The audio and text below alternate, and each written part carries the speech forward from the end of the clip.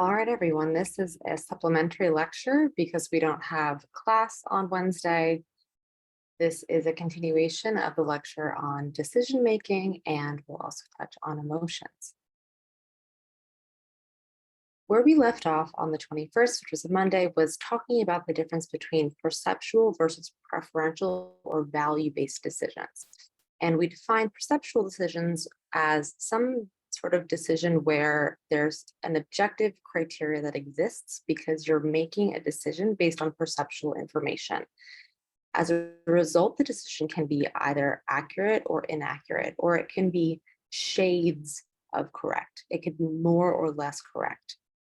And in these kind of perceptual decisions, your accuracy depends on your perceptual capacity and the acuity of the situation. So being able to tell how fast a car is approaching you in order to make that decision depends on how well you can see. It depends on your experience and your expertise in making those sorts of decisions. And it also depends on the conditions in which you're making that decision. What are the visibility conditions? Is it raining? How easy is it for you to actually perceive what is in front of you? And some perceptual decisions are easier than others. In the case of those dot tasks, it's fairly easy to see when a majority of dots are moving in the same direction to make that decision. But when there's a lot of chaos and a lot of perceptual noise, perceptual decisions can be more difficult. And so perceptual decisions are considered a form of lower level cognition. That doesn't mean that they are less important than things that we would call higher order cognition. It just means that it is a more primitive form of cognition. And primitive does not mean that it is any less complex. It just means that our perceptual capacities have been honed over a much longer period of evolutionary time. And it's something that most organisms have the capacity to do.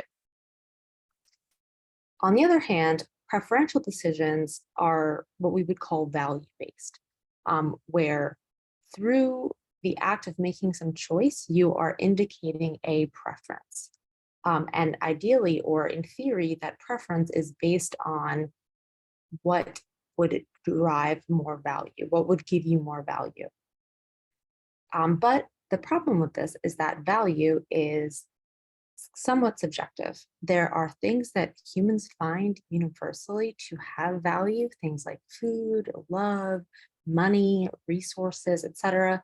These are things that are evolutionarily advantageous to us. We seek them out, they feel good, and they feel good because when we receive them or when we consider or think about them, they activate or engage systems related to dopamine production, opioid, serotonin, etc. So there's this way in which the reward value of things in our environment are encoded in essentially our neurotransmitters, right? Our brain is keeping the score. And so that is the entire theory of neuroeconomics, the fact that although things can have sort of objective value in the real world, the value that we actually experience upon receiving that thing or having that experience or even just anticipating that experience depends on our neurotransmitters, depends on how our brain responds. And greater bursts of dopamine are experienced as higher value to us subjectively, regardless of what the quote unquote objective value is in the real world. This is subjective because we don't have the same needs, preferences, or access to resources. $100 to a poor student is a lot more subjectively than $100 to someone who has $1 billion. So modern economic theory that takes into account this behavioral and neurobiological subjectivity paints a much more nuanced picture of how people actually make decisions and evaluate value. And preferential decisions are considered a form of higher order cognition. This is potentially up for debate if we consider the fact that a lot of the information that we base our decisions off of is emotional, and it is neurobiological in ways that we don't necessarily have access to. And we will talk more about what that all means throughout this next half an hour or so. We talked about, how can we even tell when a decision is being made or has been made? And this is useful in thinking about the difference between decision making, reasoning, and problem solving. And also, it's useful to just go back to this vocabulary and the scheme that we had introduced in the beginning of the class. This model of there being some input and some output and something that happens in the middle. And in this case, we're talking about decision-making processes. So what's the input to a decision-making process? The input could be something as explicit as some choice being prompted or some question. What do you prefer? Do you want this or that, right? It could also be more implicit. It can be a choice that you have to make about the allocation of resources. How will you spend your money? You're not making a full budget necessarily every time you get a paycheck, but the way that you spend your money day to day demonstrates your implicit preferences. The way that you allocate other resources that you have, such as your attention, also conveys information about your implicit preferences.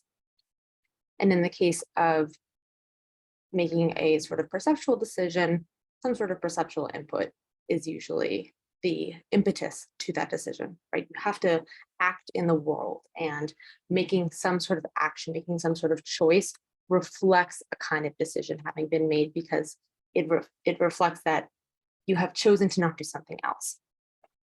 In the middle, there's this decision-making process where you might have to either make a perceptual decision or some value judgment. What do I like better? What do I want more of? What should I do? What is better? And these decision-making processes are subjective, and they're prone to lots of different kinds of bias. We usually try to simplify decision-making processes because decision-making is hard. It's cognitively taxing. It takes mental resources. And then the output is that some explicit choice has been made, right? You have chosen something and there's some action associated with it, or the output could be implicit in one's behavior, right? You spend longer on social media, right? Your preference is to continue looking at that, or you choose one action over another. So even if the choice isn't made explicit, it's implicit based on your behavior and based on your actions.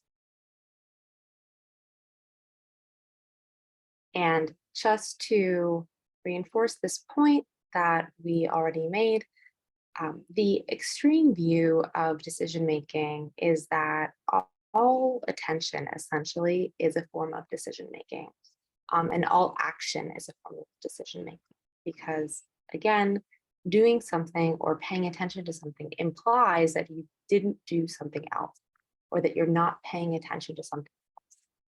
And attention is sort of considered the most basic form of decision making, because what you look at conveys sort of some implicit decision about what you value, and what your preferences are.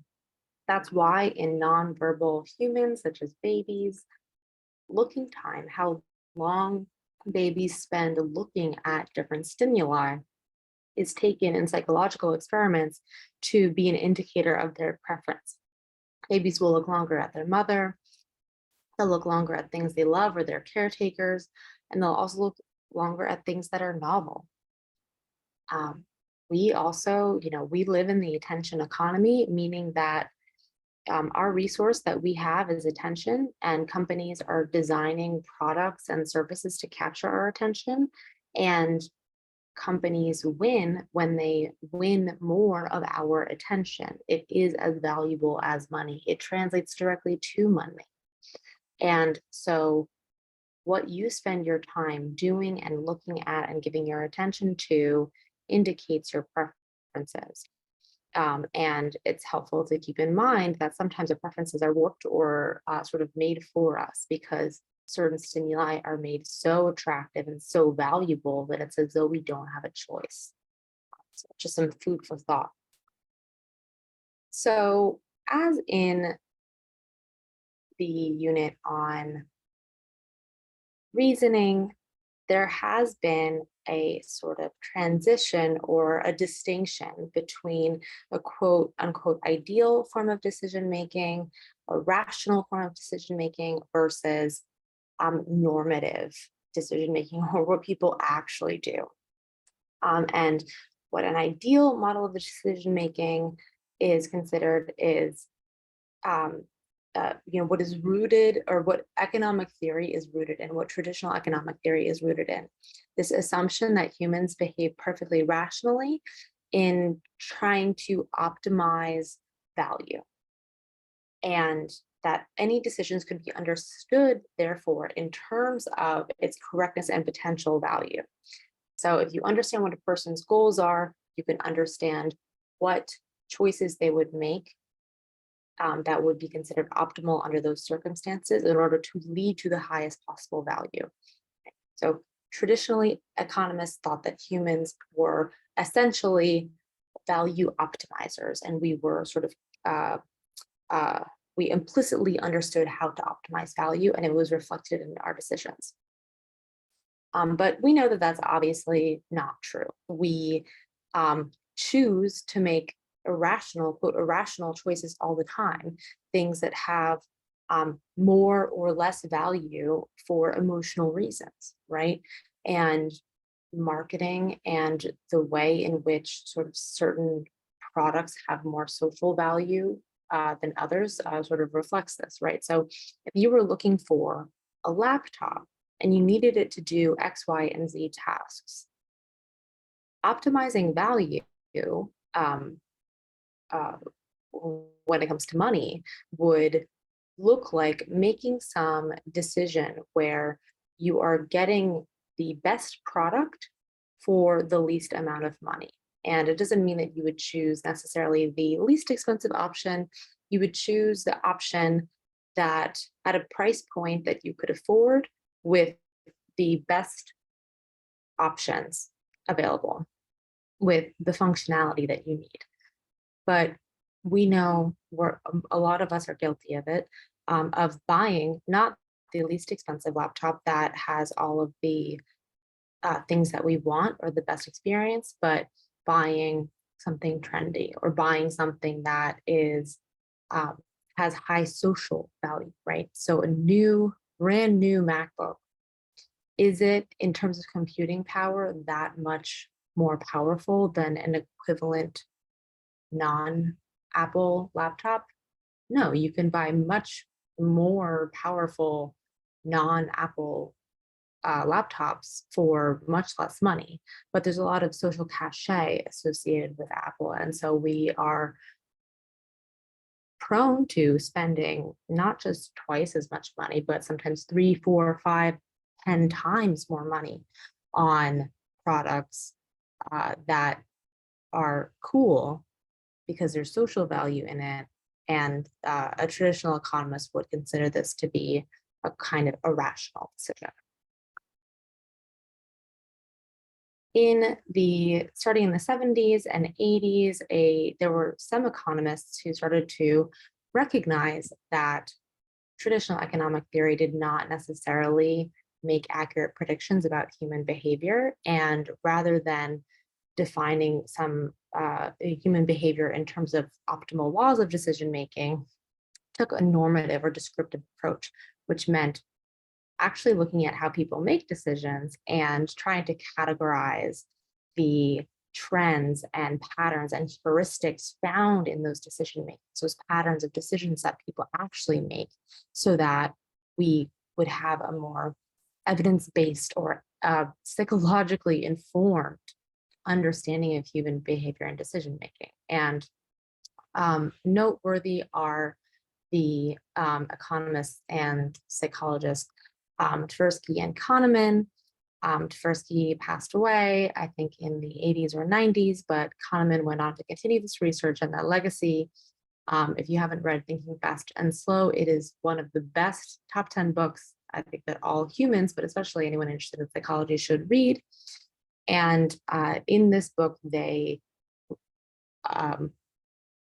talked about for a general audience, or Daniel Kahneman did, not Tversky, a general audience, common biases and a more descriptive description of how humans actually reason and make decisions. So we'll talk about some of these biases. One is called the availability bias, and this is a bias in reasoning where examples that are easily brought to mind are relied on to make judgments and solve problems. So essentially, things that are easier to recall are considered more important or more likely. So if you can think of it quickly, if it can come to mind quickly, and if you've recently been exposed to it, then you may give that piece of information greater weight. This happens all the time in the news, right? Things that you're exposed to, evidence that you're exposed to more frequently or more recently will be top of mind. It takes less cognitive effort to bring it to mind, and it will outweigh, it will be weighed disproportionately in your decision making. So for example, we might ask, are there more words in the English language with L as the first letter or the third letter? To this question, most people would say that there are more words with L as the first letter because it's a lot easier to think of words that start with L versus words that have L as their third letter. There are more words in the English language that have L as their third letter. We just don't index words like that in our mental lexicon, so it's much more difficult to bring them to mind. So we would be more likely to think that the examples that are easier to bring to mind are more correct. This is something that happens in the news all the time, different sides and different narratives emphasizing information more, or emphasizing some information more than other information to prove a partisan point, right? So what is actually more likely, being killed by an illegal immigrant or being killed by COVID-19?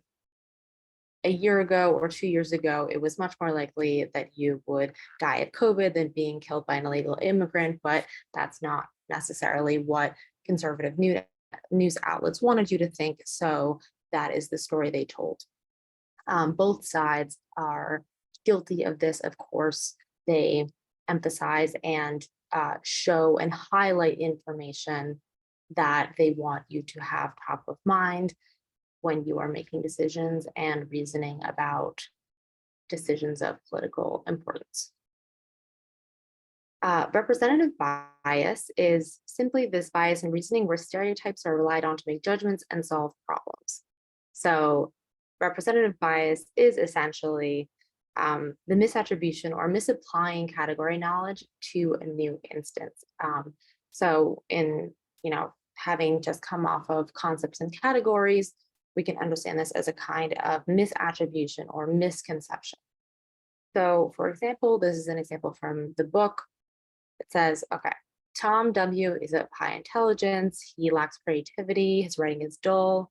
He has a preference for neat and tidy systems. He does not enjoy interacting with others, etc. Apologies for the typo there. So the question is, how likely is it that Tom is one of these particular professions, right? And if you were depending only on stereotypical information, you might say that Tom is more likely to be maybe a computer scientist or an engineer than an artist or a social scientist. And that, using only information that is stereotypical and without knowing this person, this individual actually, would lead you to use stereotypical information to make decisions and to make evaluations. We don't know what Tom's profession is. You were just using your stereotypes to try to categorize him, and using the information that about Tom that conforms to your category knowledge of different other categories like artists and engineers to apply that to Tom. And we're all guilty of this. This is a kind of silly example, but we're all guilty of this to a certain extent. And using category knowledge to make inferences about people and things is a necessary component of our reasoning abilities because it saves us a lot of time. But it's obviously not necessarily accurate. Based on statistics alone, Tom is probably not likely to be a computer scientist because there's very few computer scientists in the general population, right? There's more people who are business administrators and even lawyers than people who are computer scientists. And we don't know. He could be an artist. He could be a social scientist. We do not know. So a good question is, this is kind of an unescapable component of being human, but when are we more likely to reduce other people or things to their stereotypes when reasoning? Well, we don't do it all the time, but we're more likely to if we don't know the person or thing, if we're not familiar with them, if they're really far away in space or time, right? It's someone that we never met or never will meet, or someone in the future or the past. Basically, when we're lacking information and personal experience. So we have to rely on our stereotypes or our concepts when we lack any additional information. We make an inference, we apply inductive reasoning. However, inductive reasoning is not necessarily accurate. It's only likely to be accurate, but it can reflect our biases. Another kind of bias is the framing effect and loss aversion. And the framing effect is this bias where the context in which a problem is presented influences our judgment and evaluations. So it's essentially where the context is manipulated to change how information is perceived.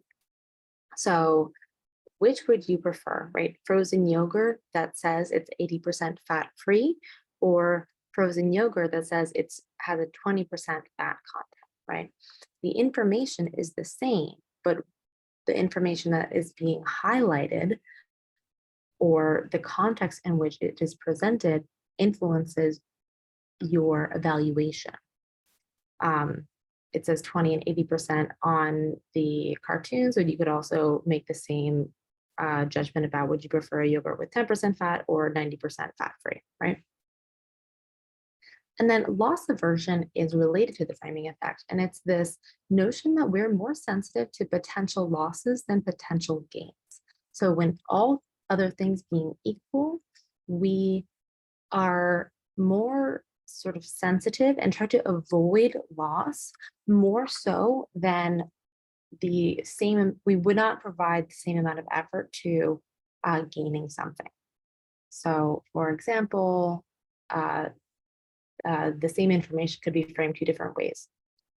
A risky procedure could potentially save 9 out of 10 lives or result in 1 death out of every 10 individuals, right? Which is more motivating, or which may influence you more, right? Saying that it can result in 1 death out of every 10 individual, when it's framed as a potential loss, it feels more scary and you may avoid it, right?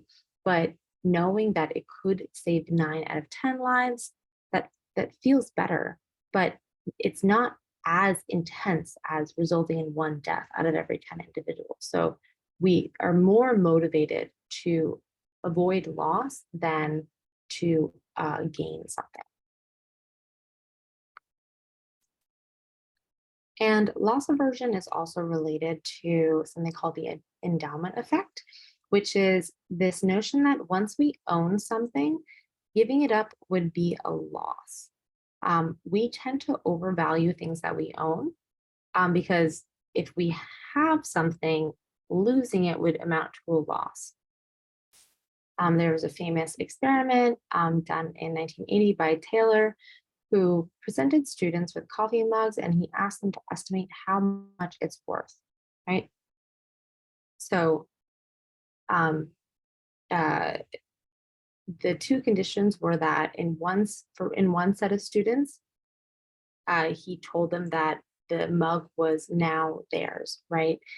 this is your mug, I'm giving it to you. How much do you think it's worth? Versus this is a mug, how much do you think it's worth? Students who were led to understand that the mug was theirs appraised it at 3 times worth, 3 times more. So that mug is more valuable because it's theirs, and something that is not theirs is less valuable, right? It's the same mug. So how much is it worth?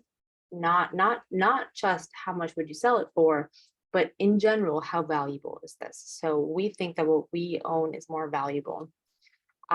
This is also why people are not likely to return things actually once you own it.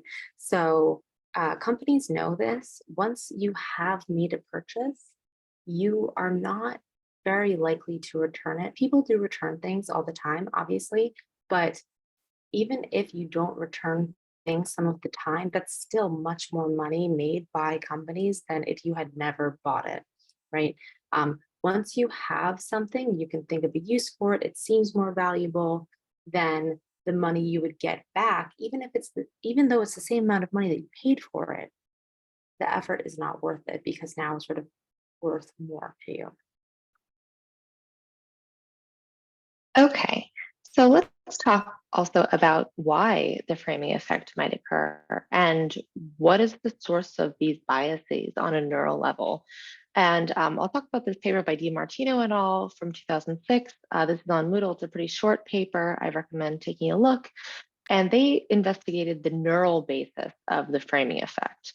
And what they did is they had subjects perform a gambling task in the fMRI scanner. And in this gambling task on each trial, subjects were initially told that they were receiving a certain amount of money and their goal was to maximize their payout. They did actually receive a portion of the money that they earned in the experiment, so they were incentivized to perform as well as possible.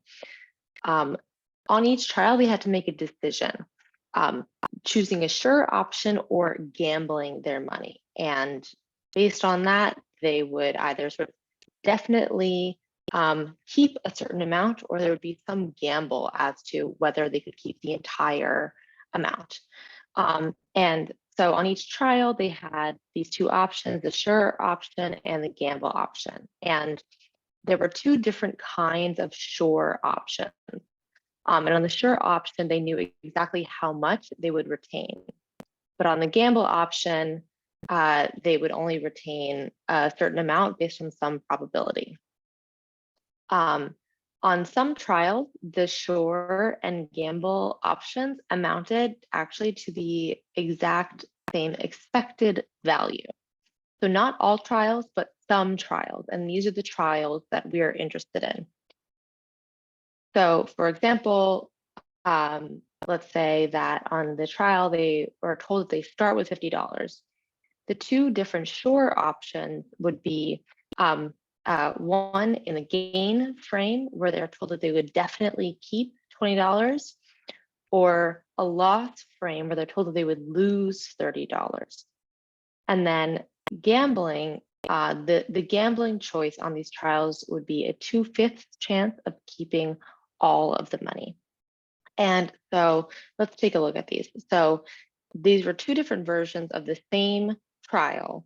In one version, they were told that they could definitely keep 20, I guess this is pounds, 20 pounds, or a 2/5 chance of keeping all $50. This is the gain frame, where the sure option is framed as keeping money as a gain. The same trial in the loss frame is the sure option as losing $30. So you're definitely losing 30 of your $50, or you could gamble and have a 2/5 chance of keeping all of $50.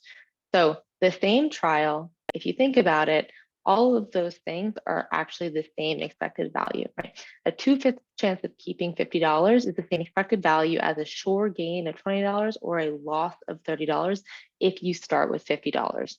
So what they're interested in is, do people make different choices when the sure option is framed either as a gain or as a loss.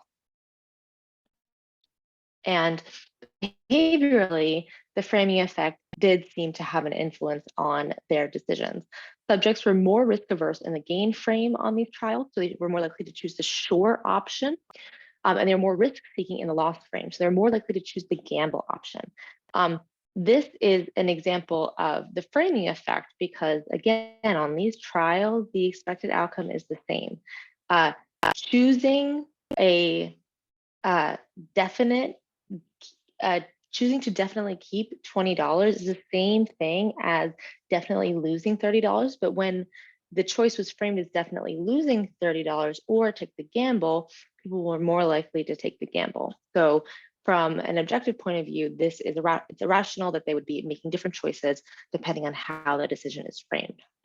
So the question is, why are people more risk averse in the gain condition? Why are they less likely to gamble when it's framed as a gain and more likely to gamble when it's framed as a loss? So this is where the neural evidence comes in handy for helping us interpret the findings at the behavioral level.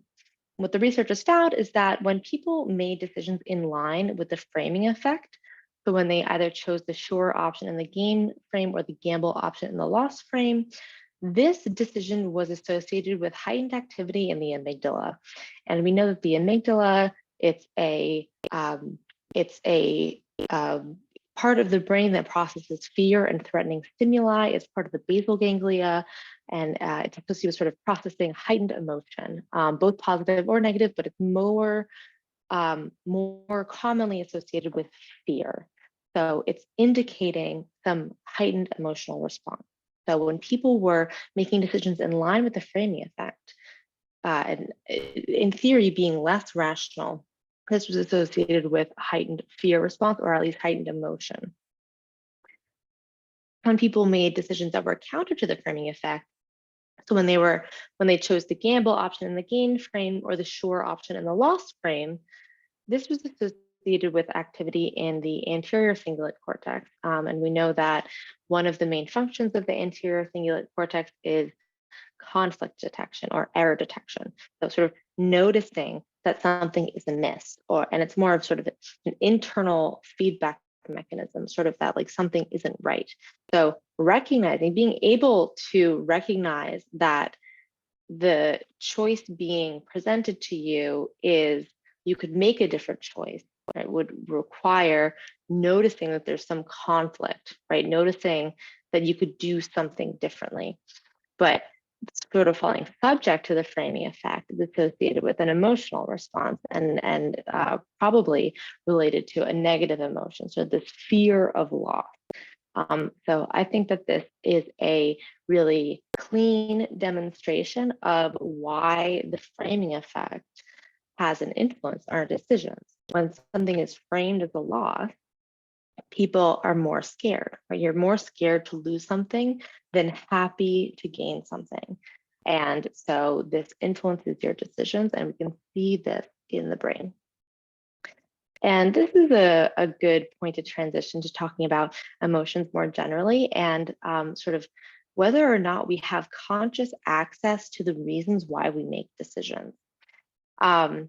So in general, we actually are not great at understanding or pinpointing why we feel a certain way. We lack conscious access to preferences that are made for implicit reasons. So implicit meaning that sort of it's not something that you have articulated, it's a feeling that you have, right? So when is knowledge implicit?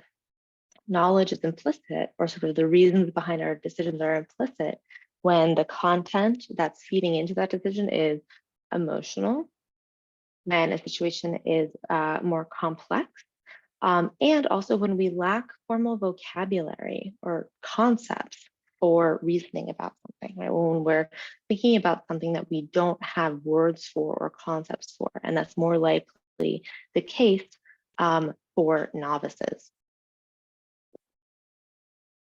And a really interesting demonstration of this is this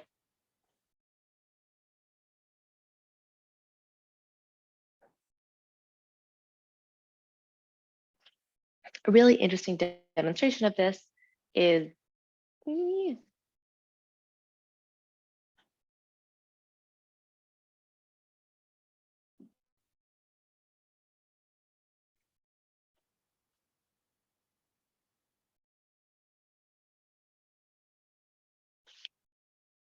really interesting demonstration of this comes from Wilson and Schooler's JAM study done in 1991. And in this study, they had novices taste, test, and rate a bunch of different strawberry jams. So novices, meaning that they are not jam experts, they're not food tasting experts. They're just regular people like you and I. And in this group of regular people, they asked half of the people to provide reasons for their preferences. So after they provided their ratings of which jams they liked more or less, they were asked to provide reasons why, so to justify their preferences. And in the other half, they didn't have to provide reasons, they just were going off vibes, right? So they don't know why they like something more or less, but they're not asked to explain why. They just know that they like some better than others. And what they found is that the group that didn't have to justify their preferences, their ratings were more aligned with experts' evaluation of the jams. So they compared the ratings that the novices generated in the study to the ratings done by experts in, I think, consumer reports. So people who know a lot about jam, know about different flavor profiles of, fruit maybe, and who are sort of professional taste testers. They're food professionals. The novices ratings, when they didn't have to justify their preferences, were more aligned with the experts' opinions. But the group that did have to justify their preferences were not aligned with the expert's opinion. And that's potentially, the researchers think, that because the reasons that they gave for liking or disliking the jams were sort of what was accessible to them, what seemed plausible, but they were made after the fact. And if you don't have vocabulary to explain or describe why you like or don't like something, and you're making this judgment about taste, sort of just liking something without having the formal vocabulary to describe why, the reasons that you give might not actually be accurate. It's just sort of what seems to make sense to you, or things that stand out, but the parts of the experience that stand out might not actually be what's feeding into your implicit preference. So this is a really interesting example of how sort of lacking formal vocabulary, lacking concepts for something can lead your reasons and your justifications for things to actually be less accurate. In general, when we make judgments based on implicit feelings and knowledge, trying to rationalize it doesn't necessarily work, or the reasons that we give may not actually be the real reasons. Another sort of interesting component of decision making is the fact that decisions are effortful. Making decisions is hard. And we see this in the paradox of choice, right? In general, at least, a few decades ago in marketing and in consumer theory, people assumed that having a larger variety of choices for people to choose from would be better, right? There's more interest. People display more interest in things when there's a lot of choices, but they're actually less likely to make a decision or some purchasing decision when there are more options, and they're more likely to make a purchasing decision or choose something when there are fewer options available. And a really good example of this is Trader Joe's. So if you've been to Trader Joe's, you know that it can be a very fun experience. It seems easier. They're often really busy, which is the drawback, but Trader Joe's consistently wins awards for best supermarket chain among consumers. So people think that Trader Joe's is a better experience than other supermarkets. And a large reason given for this is that at Trader Joe's, when you go to buy something, there's like two choices. Um, they don't have an endless number of choices for frozen chicken or frozen dinners or granola. There's one or two choices, right? And then your choice is easy. You either buy it or you don't, or you choose between two options. Versus in traditional big box grocery stores, there's dozens of choices sometimes of the same product, right? So every time that you go to purchase one of those products, you have to make a decision between many different options. And that actually is very tiring. More complex decisions are more fatiguing. They take more cognitive effort because every time you make a decision, you have to make an evaluation and make a mental model of the possible outcomes and the value of each choice. And the effort associated with making that choice increases when there's more choices to choose from, the more mental models and the more judgments and evaluations you need to make. This is why sometimes having a lot of choices can be paralyzing. People are actually less likely um, to take action or make a decision when there's too much choice, too many available options, because too many choices makes decision making more difficult and more complex. Sometimes in life, it's easier when the choice is made for you, right? Or when it's a simple choice between two different options. I know that I definitely experience that all the time. And this is a good transition to talking about the role of emotion or affect in reasoning and decision making. Affect, the word AFFECT, is a psychological term for emotion that covers mood, feelings, emotions, sort of the broader category, and it's the word psychologists use to talk about emotions, so I'm going to use them interchangeably. So in early days, philosophers and psychologists used to think that emotion was sort of the opposite of reason, that emotion contaminated reason. And we do know that emotion changes the reasoning and changes decision-making processes, but rather than thinking that it's something that we need to remove from the situation, a more accurate understanding of human cognition would acknowledge the role that emotion plays in thinking. And a really valuable perspective in this respect is this notion that emotion is information. It's a source of information. So this is the affect as information hypothesis given by Clore and Storbeck. I put 2 papers up on Moodle for you to read about this. I think it's a really, really valuable perspective. So rather than thinking about emotion as something that contaminates reason, we think about emotion as encoding information. Emotion is a source of information. It provides information about our mental state. It's a source of feedback, and it helps us appraise a situation. It influences reasoning and decision making in predictable ways based on what enables us to survive, and we can characterize the effects of different kinds of emotion on decision making and reasoning. And this is valuable rather than fighting it. In general, the way that emotions influence reason depends largely on the valence, so whether something is positive or negative. And in general, the findings are that positive emotions, we would say they broaden and build our cognition. So they broaden our cognition, they give us a wider perspective, while negative emotions constrain our perspective, but also keep us safe. And if we think about it, this makes sense. When we're experiencing negative emotions, we might be in a state of fear, or being in a negative mood tells us information about how well we're doing in that moment. We might not be safe, right? We might not be doing great.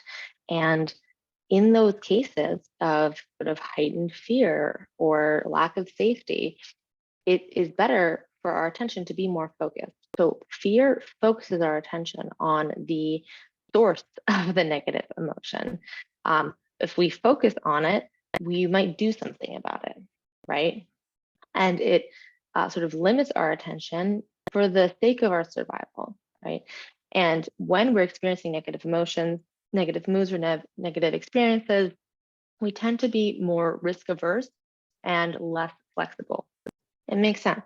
If you are experiencing fear, you probably shouldn't be taking risks, right? If you are not in a great place, if you are in a bad place, you shouldn't take risks, or taking risks may be even more risky.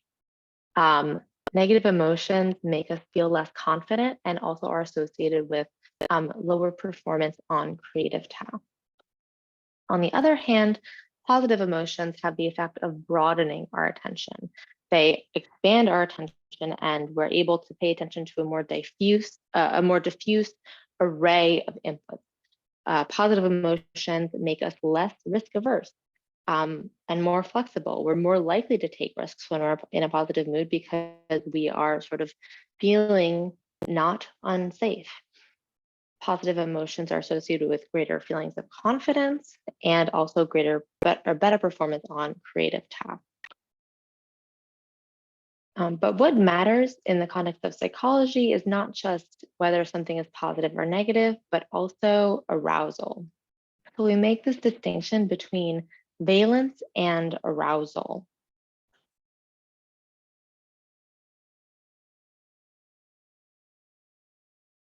So arousal refers to the intensity of some emotional experience, some affective experience. And the intensity of an affective experience conveys information to us about how important it is. So more intense things are experienced as more important, and our brain takes more note of them as a result. We feel more confident when we are having an experience that's more arousing, and we're more likely to encode the contents of that experience into memory. So higher arousal experiences are more likely to be remembered. And then valence is whether something is positive or negative. And the valence of an affective experience conveys information about its value. So whether it is good or bad. So positive experiences are sort of understood or encoded as good and rewarding, and negative emotions and affective experiences are encoded as bad or things to be avoided. So it's better to think of these affective experiences as more of a quadrant in terms of both arousal and valence.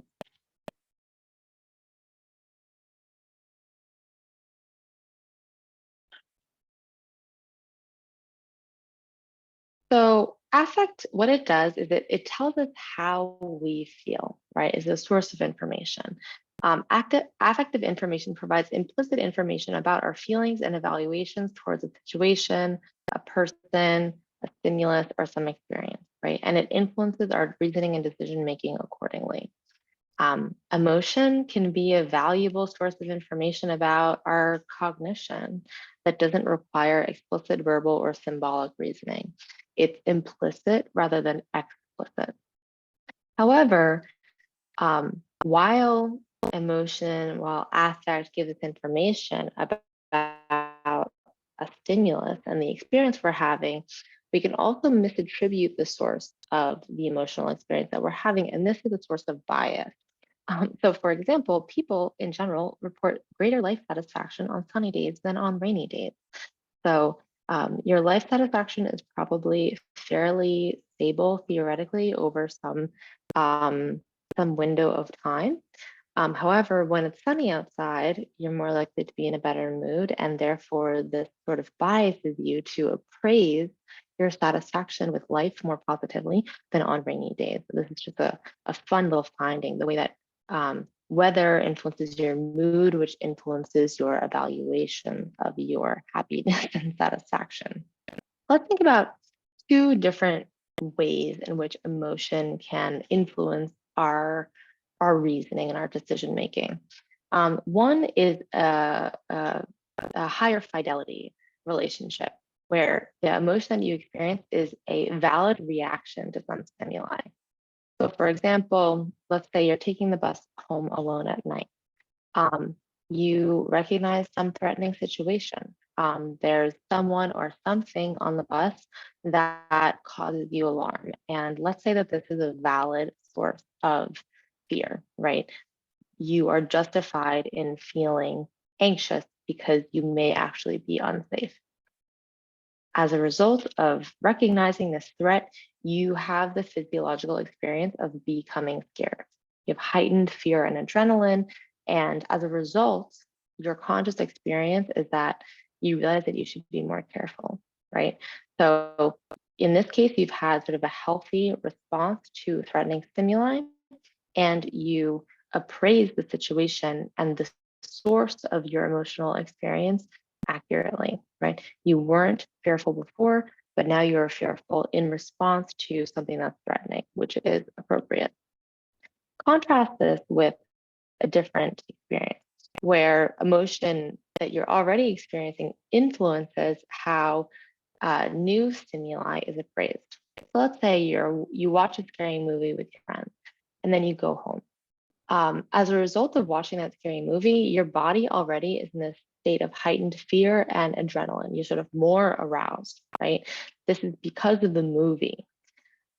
When you travel home, you encounter some fellow traveler. Let's say you're also on the bus, but you see someone, and let's say objectively, this person is not a threat to you, but your body, your emotional experience is already scared.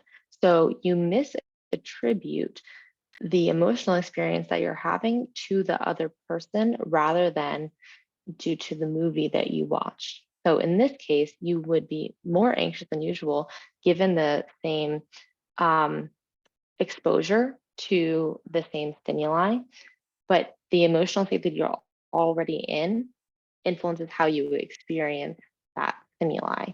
And you misattribute the source of your emotion to the stimuli when it was the other way around. This happens all the time.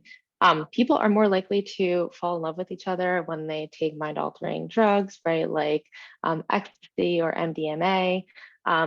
People are more likely to, feel positively about others that they experience, that they encounter when they're already in a good mood versus in a bad mood. So this has very wide-ranging effects and is often talked about in in social psychology. So it's interesting to point out that emotions, because they're implicit and because they're sort of this um, something that sort of biases our entire experience, there's not always an easy one-to-one correspondence that we can make between the experience we're having and the stimuli, and we can often get things confused, and this leads to bias. An interesting example of this is something called the fluency bias. The fluency bias refers to the heuristic that information that's processed more fluently, faster, or more smoothly has higher value.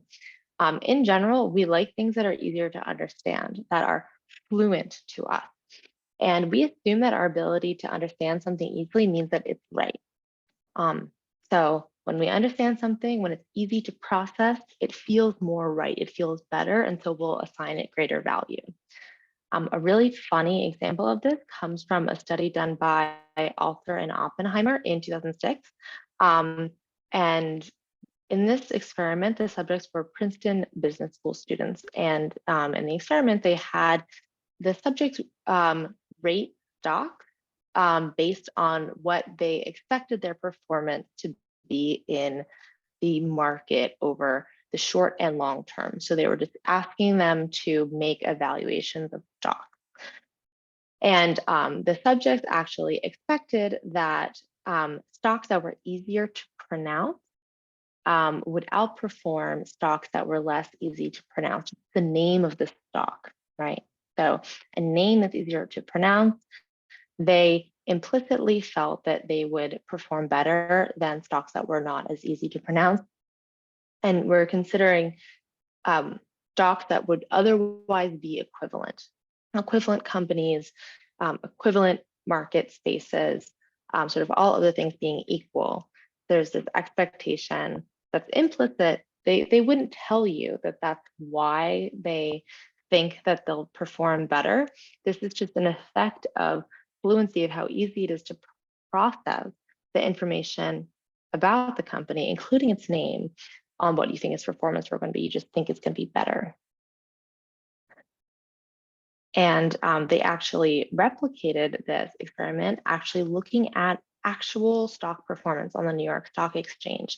And they saw that actual stock performance demonstrates this bias. So when holding other factors equal, so equivalent stocks that with easier to pronounce names outperformed stocks with less easy to pronounce names but especially in the short term. So people are actually making decisions based on this fluency bias on information that is of as little importance as how easy it is to pronounce something, because it just feels better and it feels more right when things are easy to process. Another really interesting and insidious example of the fluency effect is the study that I personally really love about aha moments. And these aha experiences that we have, psychologists, we often talk about them in the context of problem solving and learning, right? This sort of feeling of insight that you get when you discover something, when you solve a difficult problem, especially very suddenly. And usually what that emotional experience is telling us is that you've discovered something correct or true, right? If you have this experience, for example, when you're trying to comprehend something and then all of a sudden you get it after you had been struggling with it, that emotional experience is versus feedback, like, oh, I get it now. That it feels really good. It feels really good because it should be motivating to understand things, especially when it's very sudden, right? So this is an important piece of metacognitive information about understanding and problem solving, but it can also be exploited. So researchers in this experiment presented subjects with trivia statements where sort of the key word in the sentence was scrambled as an anagram. So in order to actually understand the fact, the fun fact, you had to unscramble sort of the main word in the sentence. And so when people are solving anagrams like this, when there's a word scramble, sometimes you're staring at it and it sort of pops into mind all of a sudden, sort of like an aha moment. So there's this sort of suddenness with which you recognize what the word is. And what the researchers found is that when people had an aha experience, when they unscrambled the word, which wasn't in every case, but in some cases, this led subjects to be more likely to say that that fact was true, even if it was false. So just giving people, artificially inducing that experience by making the experience of understanding it sort of very sudden and sort of pop out at you, this tricks your brain into thinking that what you've discovered is correct because that's the experience you have when you experience something as suddenly correct or when you suddenly understand something. You're more likely to endorse false information when you have that emotional experience. So this is taken as sort of the dark side of aha moments. And this may be why people are more likely to endorse conspiracy theories when they feel like they've solved the puzzle in order to understand it. Aha moments are this emotional heuristic that information is correct. And sometimes it accurately helps us understand that we've grasped something, and other times it may be misleading.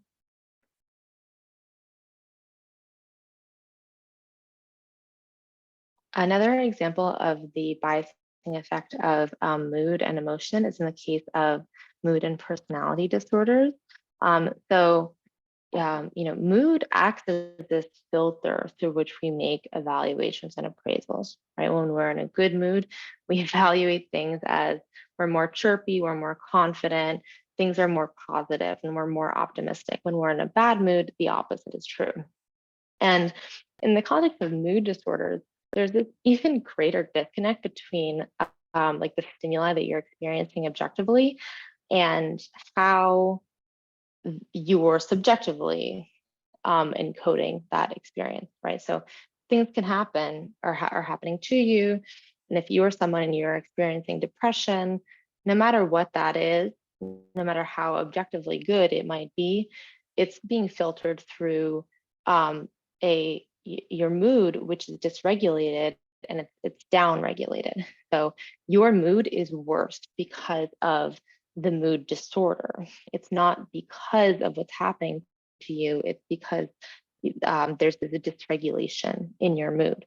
So you'll subjectively experience things as less rewarding, and you'll anticipate that things will be less rewarding in the future as well. So depression lowers the current and expected reward value of experiences.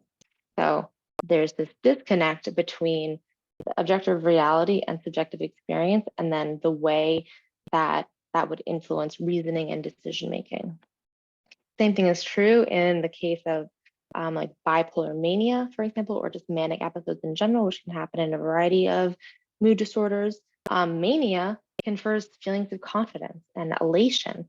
People who are experiencing mania say that it actually feels great, right? They're super confident. They're having all these great ideas. They feel ultra creative. They only need 2 hours of sleep and they're doing better than they ever have in their life. This dysregulation of mood in this sort of upwards direction, this upregulation of mood, does not conform to objective reality, because what's driving the emotional experience is the mood disorder rather than the actual stimuli in the environment.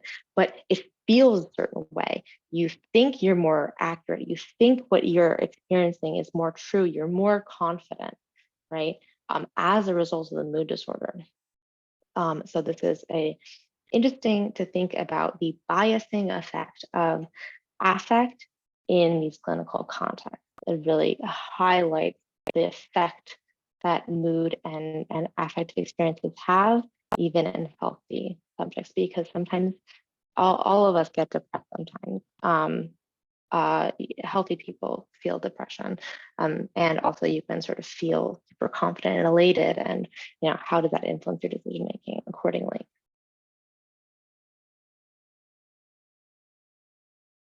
So let's to wrap up, let's think about when we are subject to bias in decision making. So in general, what we focused on is this notion that humans are not purely rational. We do not make purely rational decisions. Often we're using intuitive or emotional responses to guide us. This does not mean that we're incapable of making rational decisions. We make rational decisions all the time. Same way that we can successfully engage in deductive reasoning, although we are more prone to error when doing so, we are capable of making rational decisions, but in a lot of cases, we are actually making use of implicit information to guide our decisions. So what are these conditions in which we're more likely to be biased? Sorry, there's these delays in the animation. So we depend on intuition and emotion, especially when the information available to us is overly complex or incomplete. So when a decision is overwhelmingly complex, or when we lack sufficient information to make a decision, then the decision becomes more difficult, right? Because decisions are cognitively taxing. So both due to the complexity or the incompleteness of the information, as well as when we do not have sufficient cognitive resources available to make the decision. So when we're tired, when we're stressed, when we have low working memory, for example, for multitasking, any of these things can make decision making harder, and therefore lead us to depending more on these heuristics and an intuition and emotion to guide our decisions, and things that will cause us to be biased. And an interesting thing to think about is, a situation can be more complex or feel less complete if we do not have the expertise to, when we lack expertise about it, right? So novices lack conceptual knowledge, right? Experts have vocabulary and concepts with which to be able to explicitly reason about something. And decisions are easier when you have sort of frames and mental representations and concepts that can help you make that decision. We're more subject to bias about when we're reasoning and making decisions about things for which we do not have expertise.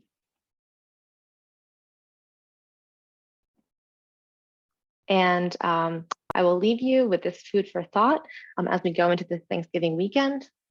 So we are not always irrational, but we're not always rational. And there's definitely differences between people in sort of how rational we feel or how rational we really are. It's always a spectrum and it depends on different situations. But I'd like everyone to just think about, how rational are you? Over the break, just think about it. How objective do you think your decisions are? How much are you influenced by your mood and emotions? Everyone is to a certain extent, but some people are better able to compartmentalize and approach a decision rationally.